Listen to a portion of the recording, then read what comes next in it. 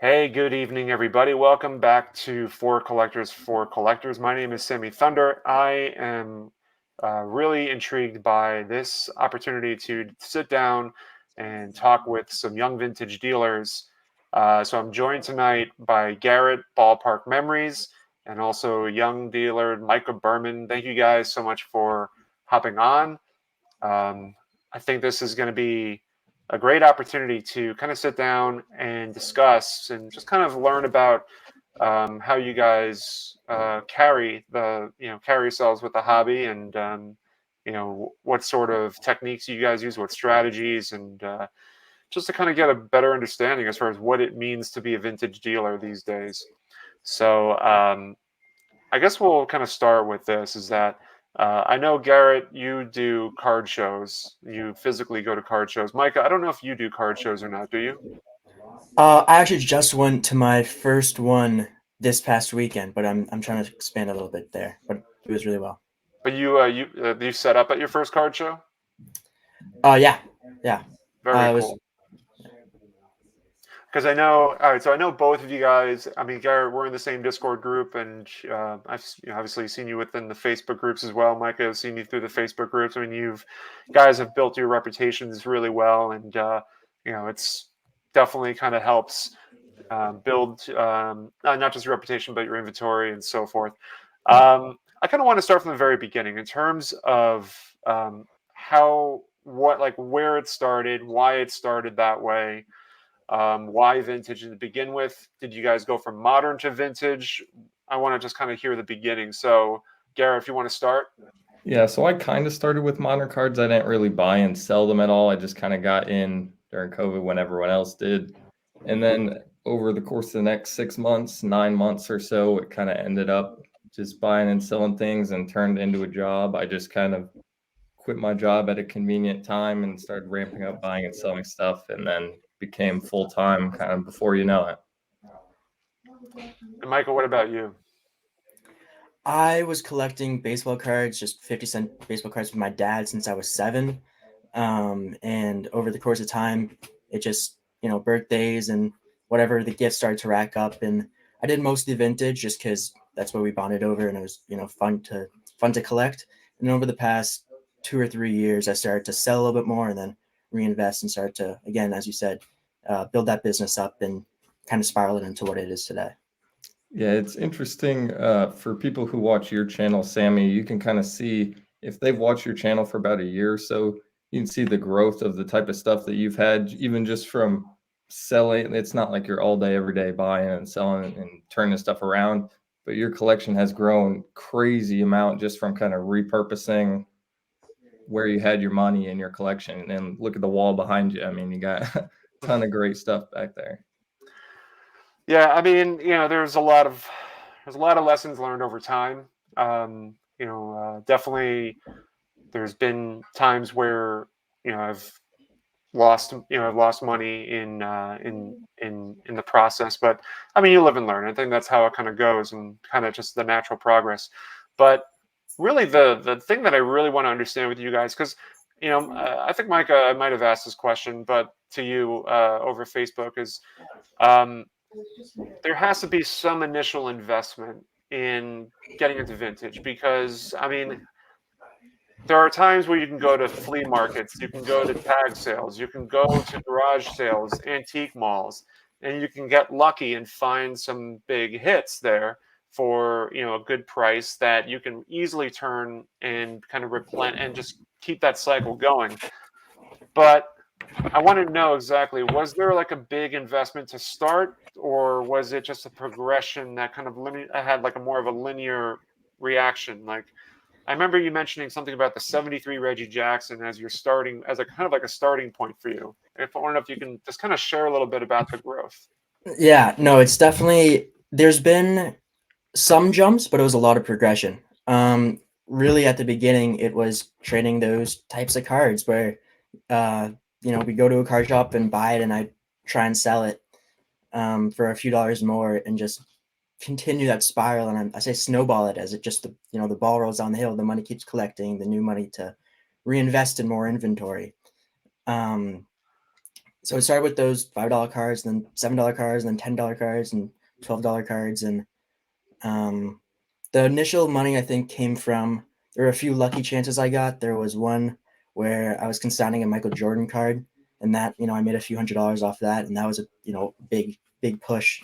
I said my first big deal was, I think, a big raw deal. I spent all my inventory and bought 2K worth of cards, and it had been about a year by this point of me selling. And all my profit, I bought the raw cards. I ended up selling it for like $6,000, and after that, it was just a big push down the hill, and kept on rolling with it. And Garrett, what about you, man? Kind of what Micah said. Like when the more money you have, it just kind of spirals and makes it easier and easier. Just kind of as you go on. Lots of people would think like it's more safe to spend $100 than it may be to spend $5,000, but it's actually kind of the opposite. Like when you buy in big quantities, it's almost impossible to lose, and it's a lot easier. Just the more money you get, the more it snowballs and just keeps building up. I started probably about 18 months ago with about $7,500 worth of stuff, so I had to sell those and buy new stuff. And about 18 months later, I probably have 75,000 worth of stuff, roughly. And I've also been able to pay myself like a weekly salary and stuff through that.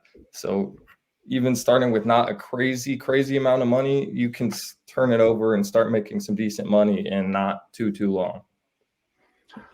Do you find the ratio, like where do you feel like a lot of your sales are happening more? Is it more on the online side, or is it more at the card show side? I guess this is more of a question for Garrett, since I know, Mikey, you just started doing shows.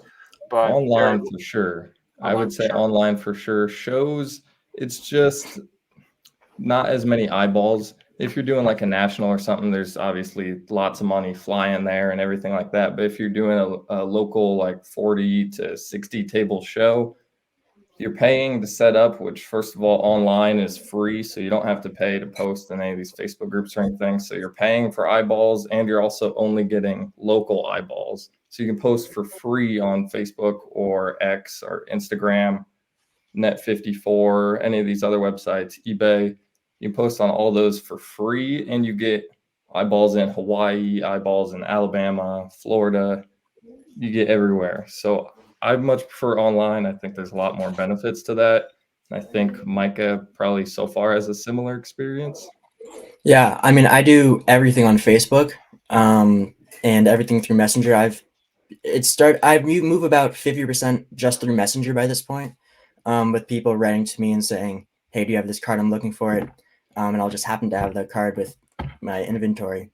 And then the other 50% or so I'll post online. And as you said, it's just such a wide network of people, knowing which groups are most active and knowing your audience and where to put which card. It's like a free eBay. It's honestly, Yeah. so many eyes are looking at it. It's really good to utilize. Yeah, Facebook is definitely a bit of a cheat code. That's at least where I've found kind of the most money is on Facebook. My sales are probably 50-50 between like X, formerly Twitter, and Facebook, but Facebook definitely, like for higher end cards, there's more eyeballs in that, like $1,000 plus, $50,000 plus. Keep going. Let me go back a second. Let me go back to a second with the question pertaining to kind of like the getting started, because I know you guys answered that. But if somebody has $1,000 in their pocket right now and they want to get into, they want to get into vintage, as far as selling it, they want to, get an inventory, get something started. Does it make sense? What would be the recommendation? How much should they split their money and then have inventory ready? Should they buy sets? Should they buy singles? I mean, what would be your recommendation for someone who has $1,000, and what should they buy? So that's a great question. This is going to be an upcoming video on my channel because this is a question I get a lot. So probably in the next week or two, I'll have a more lengthy answer on this on my channel. But it's really nothing crazy. The best way I found to start out with under $1,000 be dollar boxing type stuff, preferably stars. So you want to get the cheap, $10 to $50 to $100 star cards. Commons will just take you longer to sell. And it's really just a lot of rinse and repeat. It's all the recognizable names, the guys that you know. So there's no secret names that sell better.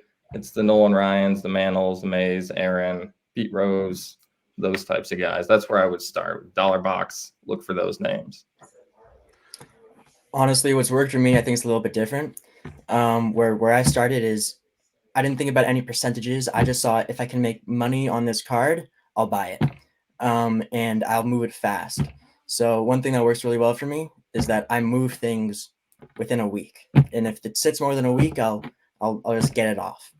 And so I've never, because of the system, I haven't lost on a sale in a very long time. It's because I'll sell it for the same price I bought it for. And so it doesn't matter if it's a $10 card and you can make 15, or if it's $250 card and you can make 275 or 300. As long as you can make something and know you can make it, you can be confident in that. I would just go for it. It's interesting. Where do you find that your inventory is coming from? Are you buying from other dealers at a rate where you can get a return, or are you going out to places? Like, what do you guys replenish from? You can start on this one, Mike. I'm interested to hear your answer.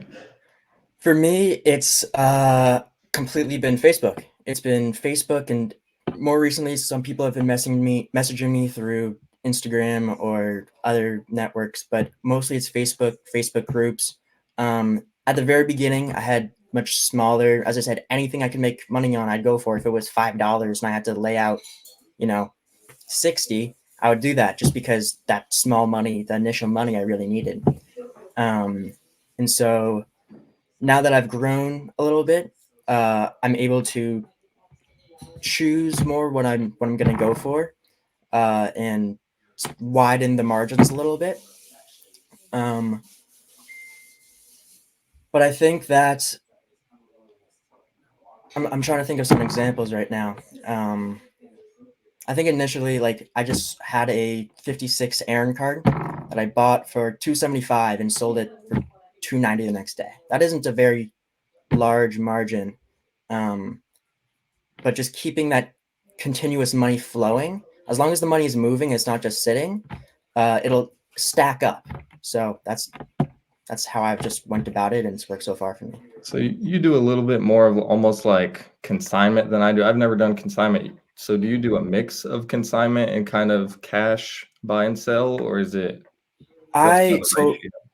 So I haven't done much consignment. I've done consignment. I've only started in the past 2 or 3 weeks doing some of a friend's cards, and I did it once, probably about a month ago. But I mean, most of my cards are mine, and the consignment is just, I don't see any downside in it. I see that, look, I'm working a little bit, but I also have an audience for it. And I've worked hard to get that audience, and so I can utilize that for the consignment. But most of the cards I think come from my own inventory, and whether it's dealers and I'm buying from them on smaller margins. That's what I was doing at the beginning. I was buying from everyone.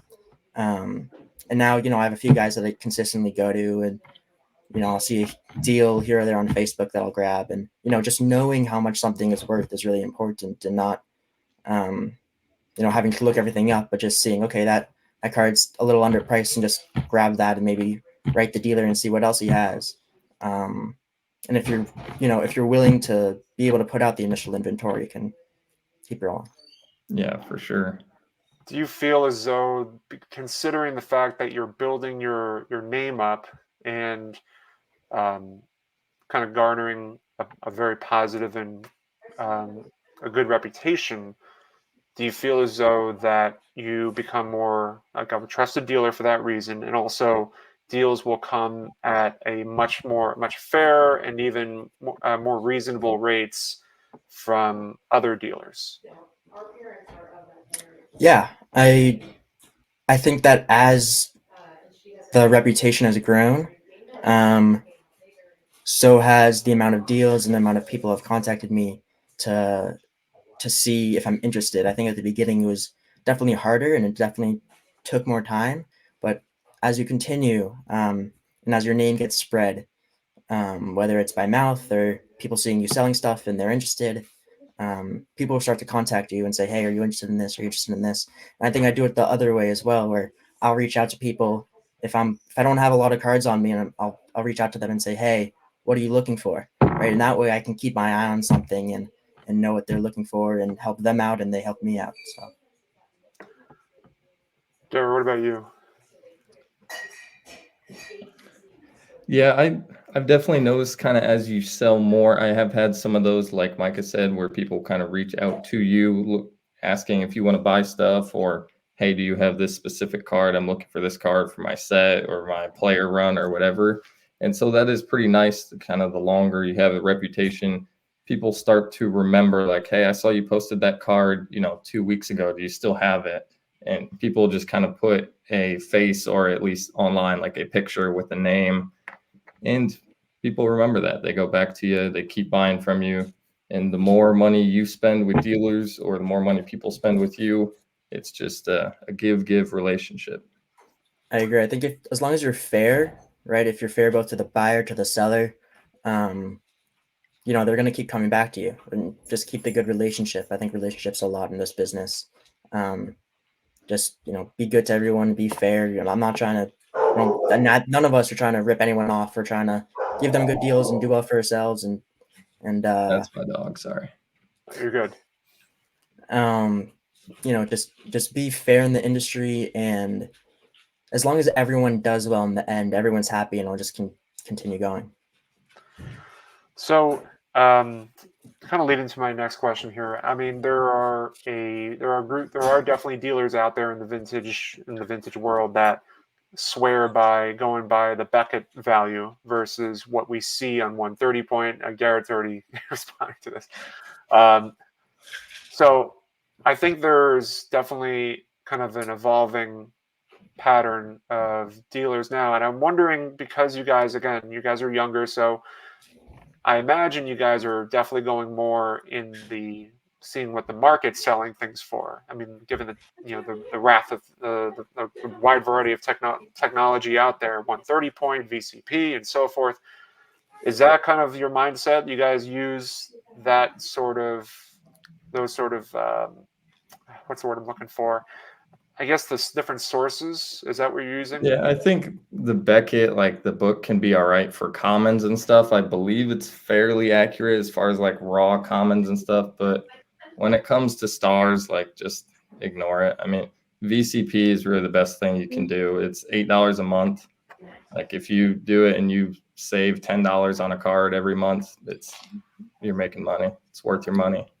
Exactly. I haven't checked out a Beckett in a little while now, where it's just everything, whether it's 130 point or I use VCP, card ladder. What are those? I mean, it's difficult to say something's market price when they're not selling for that.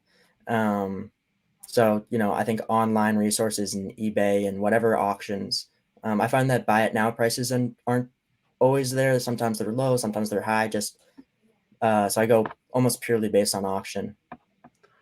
Oh, so you don't even look at buy it now. You just only look at how they sold at auction?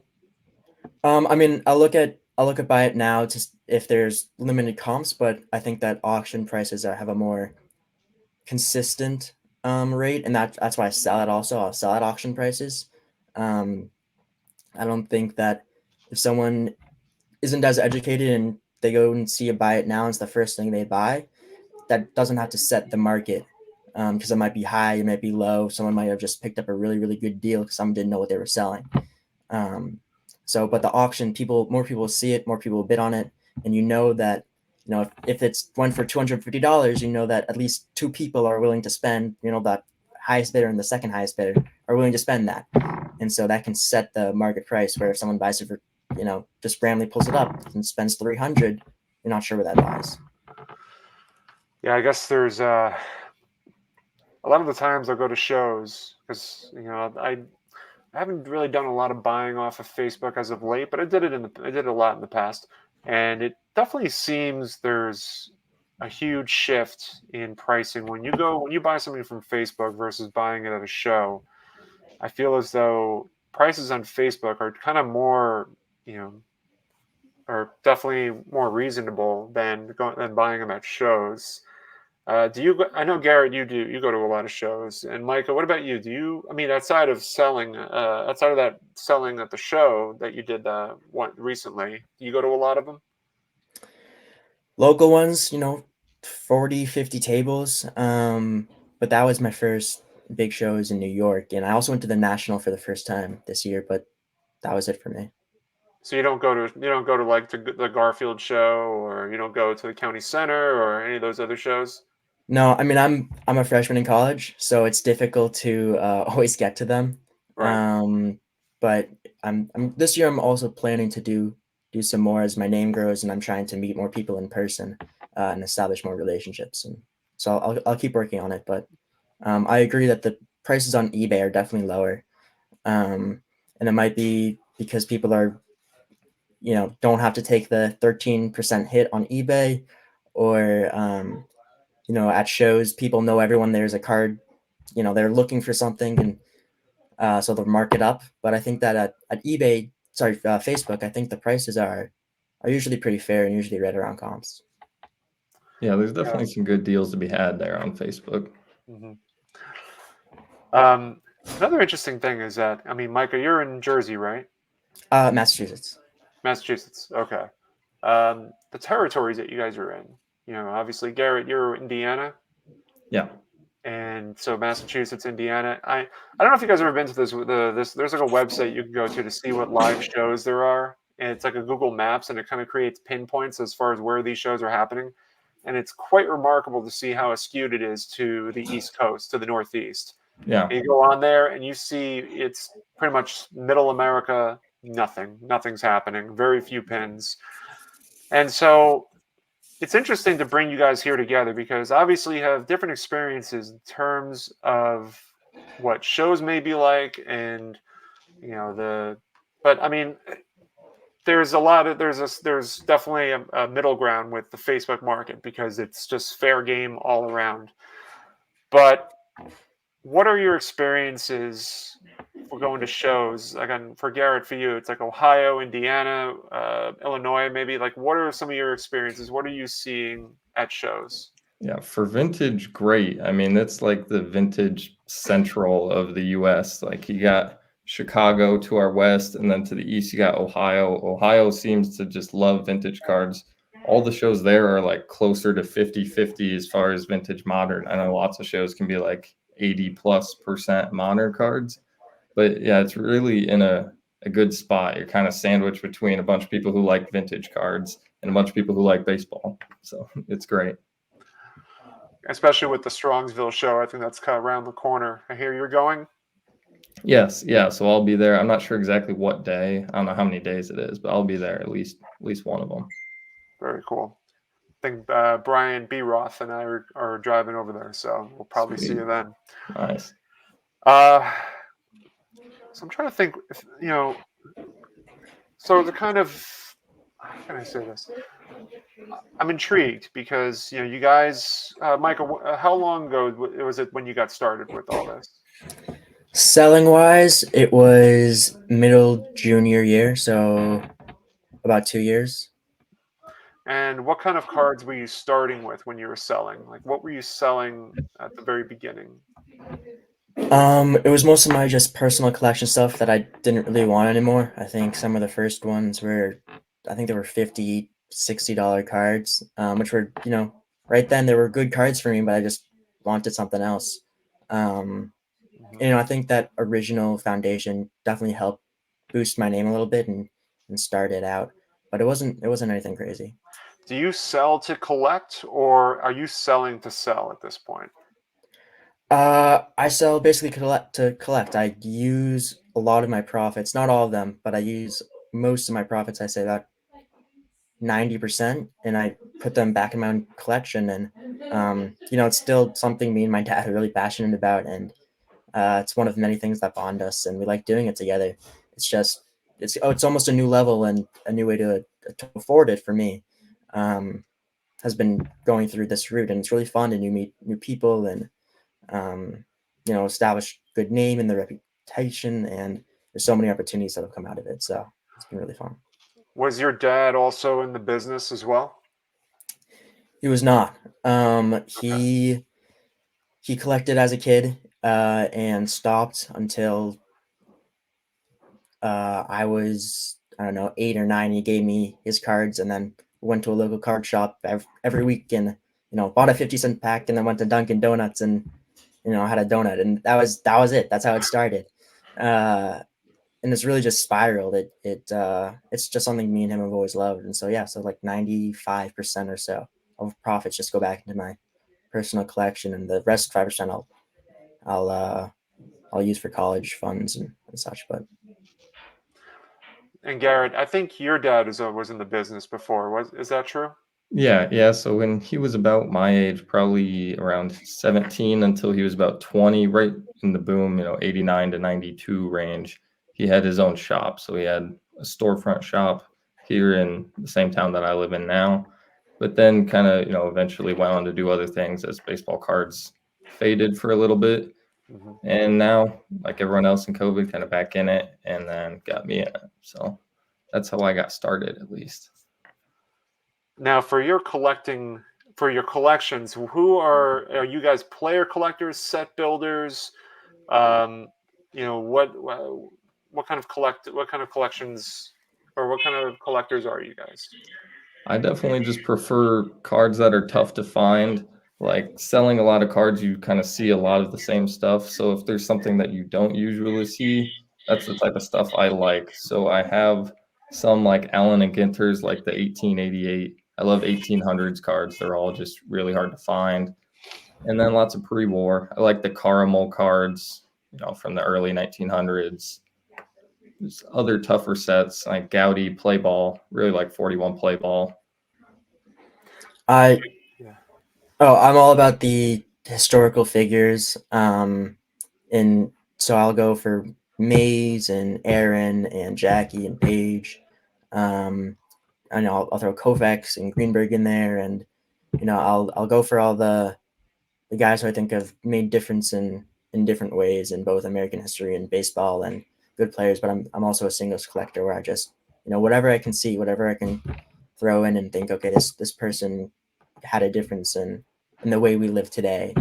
This is a way to celebrate them and remember them, and it's an art piece. It's vintage cards is vintage art, so I think that it's a way to preserve it. It's a great way to put it because yeah, I'm kind of along the same line where a lot like if there's two cards, I've given this example before, but if there's like a $2,000 Christy Mathewson that's black and white, has no, nothing beautiful. I mean, don't get me wrong, if it's a great card, it's black and white, it's probably a great photograph. But then there's like a $500 card where it's beautiful, colorful, so many different intricate patterns and designs to it. To me, it's like if you're buying it for your collection, the if it the, as far as the rarity or whatever, I mean, it's not so much about the monetary value at that point. To me, it's about the presentation of a card. I was wondering, like, when you talk about art, is that something? Is that what you mean, sort of? Definitely, I think that the card itself is art. I think that there's some really good looking cards out there, and there's some really ugly looking cards out there. And I'll go for the good looking cards, and sometimes I'll go for the ugly looking cards. I think that it's a combination of, as I said, I think it's a lot about the player and the time period. So I think that a 48 leaf Jackie, right? I don't think that's the best looking card, but I think that a lot of historical significance, and you know it's a rookie card of one of the most influential baseball players of all time, so like that's a Right. card that I'm going after. So I think it's both, like there's some really beautiful cards that I think the 53 top set is an amazing art piece, and it's something I love to collect. And I think there's both sides of it where it's player, art piece. I'll try and combine them, and that's I think where a lot of my PC is. Perfect. Very cool. And so you guys are going to the national in 2024 this year. Yeah. Yep. Mhm. Is there a particular card or anything you're looking for that you want hope to find at the national? Yeah, I went last year looking for a 49 Bowman Duke Snyder because I have probably 5 or 6 of the cards from that set. I have like the Campy and some of the other ones. So I really wanted the Duke Snyder, and I went and I walked like the entire show floor and did not find one, at least one that was the right grade, right price, everything. So who knows? I'll try to look for one again this year, but never know. I'll look for 1800 stuff, but never know. Lots of it's price dependent also. For me, probably the 48 Jackie. Yeah. It's one that I've been looking for. Last year, I went in with the intentions of finding a Hank Aaron rookie. And the last day, I barely found one, in the last few hours of the show and grabbed it. That was the most I had ever spent on a card by that point. It's Did you just have to? You have to probably exhibit a lot of patience for that, because I mean, it's not like the Aaron rookie can't be found. It's just a matter of every table you have to really be so tuned in to find the one you want. I'd imagine it probably became a little overwhelming at times. definitely the centering and the price had to be right, and Yeah, just all the factors had to combine to make it work. And luckily, we figured it out. And I think the national can sometimes be a little overpriced, and as well, I think you can find a good bunch of good deals there. But if you're looking for something in particular, it was definitely hard last year. But I was super happy I found it. very cool. Well, last thing I want to ask you guys before we finish up is, what do you think is the future for you guys? Is this going to be like a continuation? You're going to do this as your career? See, I wish I could tell you. I can tell you that for now and for the foreseeable future, yes. That's all I got on that, but that's the plan, at least, plan A. I really do not know. I think I'm not sure even right now I consider it a job. I consider myself a college student with, a fun side hustle on the side. Um, if I love it, so it doesn't feel like a job to me. Um, but I don't know. I don't know. It could be something I do on the side just for a long time. It could be something that, I can make real money off of and use it for my life. But I don't know yet. That's cool. Awesome. Well, again, thank you guys, for taking the time to sit down, talk a little bit about, your kind of your approach to the hobby. It's good. It's really encouraging to see a lot of younger generation getting into vintage, as it's not seen all the time. So it's, again, encouraging to see that. And you guys have done a great job at kind of demonstrating your knowledge and skill set in, kind of, not just educating newcomers in the hobby, but also just kind of being respectful and to soaking as much information as you can, as we're all learning. So, is there anything final you want to mention before we finish up? Yeah, it was a lot of fun. I appreciate you having us on, and Micah, it was nice to get to meet you too. And you gonna be in Strongsville, Micah? Say that again? You gonna be at the Strongsville show or no? I don't think so. I think that's conflicting with my schedule. All But right. I'm trying Sammy, I to make might it more see this you year. there then, but But I want to say the same thing. I've had a blast, and thank you for having me. And it was great meeting you Absolutely. guys. And hopefully I'll meet you in person on the show at some time. of course. Absolutely. All right, everybody. Thank you guys so much for watching. Again, for collectors, subscribe if you're new. There's a lot of videos every Tuesdays and Thursdays, and a live stream always happening on Sundays. So take care, everybody. Have a great rest of your week, and we'll see you soon.